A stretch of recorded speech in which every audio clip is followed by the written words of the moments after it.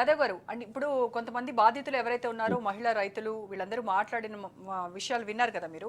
అంటే కొడంగల్ బిడ్డ రేవంత్ రెడ్డి గెలిచినప్పుడు మేము డాన్సులు చేసి మరి మా ఆనందాన్ని సంతోషాన్ని వ్యక్తపరిచాము. మా కొడంగల్ బిడ్డ సీఎం అవుతే మాకు ఏదో ఒక రకంగా ప్రయోజనం జరుగుతుంది, మాకు ఇళ్ళిస్తారు, కాంగ్రెస్ ప్రభుత్వం చెప్పినటువంటి హామీలన్నీ నెరవేర్చేటువంటి మా ఆశలు ఏవైతే ఉన్నాయో అవన్నీ నెరవేరే రోజులు అతి దగ్గరలో ఉన్నాయని చాలా కలలు కన్నాం.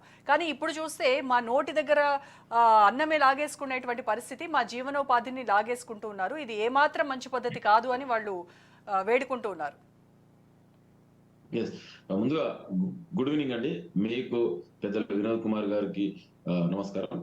ఎస్, డెఫినెట్ గా ఇవాళ తెలంగాణలో కాంగ్రెస్ ప్రజాప్రభుత్వం గౌరవనీయ ముఖ్యమంత్రి రేవంత్ రెడ్డి గారి ఆధ్వర్యంలో ఇవాళ అభివృద్ధి సంక్షేమమే ధ్యేయంగా ఇవాళ నిరంతరం ఇవాళ ప్రజలకు అందుబాటులో ఉండి ఇవాళ తెలంగాణలో ప్రజాప్రభుత్వం ముందుకెళ్తుంది. ఇవాళ మనందరికీ తెలుసండి, అంటే ఎక్కడైనా కూడా గ్లోబలైజేషన్ లో కంపల్సరీ ఇండస్ట్రీస్ అనేది ఎక్కడైనా ఏ కంట్రీస్ అయినా కూడా ఇండస్ట్రీలు పెట్టడం అనేది జరుగుతుంది. మరి ప్రత్యేకించి నిన్న ఏదైతే కొడంగల్లో జరిగినటువంటి ఇన్సిడెంట్ లో ఇదే బిఆర్ఎస్ మరి గతంలో ఫార్మా కంపెనీలకు ఏ విధంగా అనుమతులు ఇచ్చింది ఇవాళ మన అందరికి తెలుసు. నిన్న జరిగినటువంటి ఈ కలెక్టర్ మీద దాడి ఏదైతుందో దీంట్లో ఉన్నటువంటి ప్రధాన వ్యక్తి సురేష్ అనే వ్యక్తి బిఆర్ఎస్ నాయకుడు. అంటే ఇవాళ ప్రజాప్రభుత్వం గతంలో తెలంగాణలో అధికారం అంతా కూడా ఎట్లా కేంద్రీకృతమైందో డెవలప్మెంట్ కూడా ఒకటే కేంద్రీకృతమైంది. ఇవాళ వికేంద్రీకరణ జరగాలి, అభివృద్ధి వికేంద్రీకరణ జరగాలనే ఒక సదుద్దేశంతో గౌరవ ముఖ్యమంత్రి రేవంత్ రెడ్డి గారు క్లస్టర్లుగా విభజించి గ్రీన్ ఫీల్డ్ ఫార్మా సిటీని ఇవాళ విలేజెస్ ని ఏర్పాటు చేస్తున్నారు. ఇవాళ మనం చూసినాం గతంలో ఇవాళ డెవలప్మెంట్ అంటే హైదరాబాద్ లో ఎక్కడండి, హైటెక్ సిటీ గచ్చిబౌలి. ఇవాళ సిటీ నలువైపులో కూడా అభివృద్ధి జరుగుతున్నాయి కదా, ఈ ప్రాంతీయ అసమానతలు పోతాయి. ఇవాళ మనందరికీ తెలుసు గతంలో తెలంగాణ కోసం ఎందుకు కొట్లాడినామండి, తెలంగాణ కోసం ఉండొద్దని.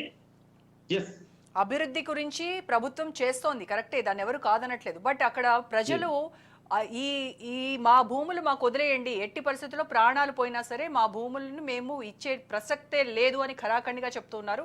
కానీ మరి వాళ్ళతో ఇష్టం లేనప్పుడు బలవంతంగా కూడా భూములు లాగేసుకుంటాం ప్రభుత్వానికి అది తగునా? నేను అదే చెప్తున్నాను, నేను కమింగ్ టు ద పాయింట్. నేను ఏమంటున్నా అంటే ఇవాళ అభివృద్ధి వికేంద్రీకరణలో భాగంగానే అక్కడ ఇవాళ cluster green field clusters pharma clusters ఏర్పాటు చేయడం జరుగుతుంది. ఎస్, ఈ ప్రజాప్రభుత్వం ప్రజల వాళ్ళ నిర్ణయాలకు అనుగుణంగానే జరుగుతుంది. అయితే ప్రత్యేకించి నిన్న జరిగిన దాంట్లో కుట్ర ఉంది, దాన్ని మనం అర్థం చేసుకోవాలి. ఈ కుట్ర వెనుక ఎవరున్నారు? ఇవాళ తెలంగాణలో 10 ఏళ్లుగా బీఆర్ఎస్ చేసినటువంటి అవినీతి అక్రమాలు ఒక్కొక్కటిగా బయటకు వస్తున్నాయి. ఇవాళ కేటీఆర్ గతంలో మంత్రిగా పనిచేసిన వ్యక్తి ఇవాళ అరెస్ట్ కావడం ఖాయం.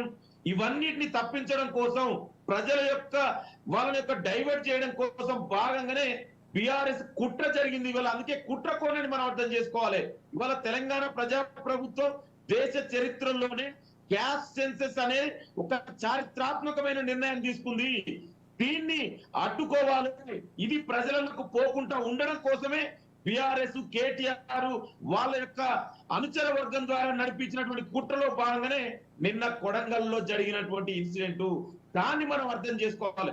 ఏ ప్రజలకు మా కన్సర్న్ ఉంది, ప్రజల మీద ఏ విధంగా ఆదుకోవాలి, ఏ విధంగా ఫేర్ అక్కడ కాంపెన్సేషన్ ఇవ్వాలి, వాళ్ళకి ఇంకా ఎట్లా బెటర్ గా వాళ్ళకి ఇవ్వాలనేది మేము ఆలోచిస్తాం. మాకు కన్సర్న్ ఉంది, పేద ప్రజలు ఏ విధంగా ఆదుకోవాలని.